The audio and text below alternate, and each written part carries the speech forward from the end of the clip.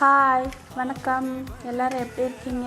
இன்றைக்கி chicken liver குண்டக்காய் fry பண்ணுறது எப்படின்னு பார்க்கலாமா?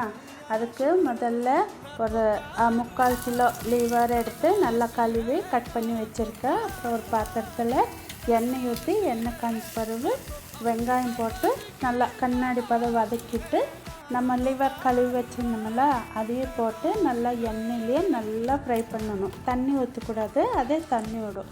அப்புறம் அதுக்கு தேவையான அளவு உப்பு போட்டு கொஞ்சம் மஞ்சத்தூள் போட்டு கொஞ்சம் கருவேப்பிலை போட்டு நல்லா எண்ணெயிலேயே வதக்கிட்டு கொஞ்ச நேரம் மூடி வச்சிடணும்.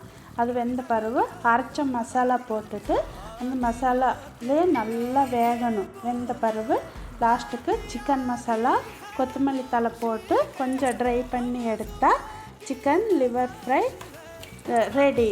இதை நீங்களும் வீட்டில் செஞ்சு பாருங்கள். ஓகே, பாய்.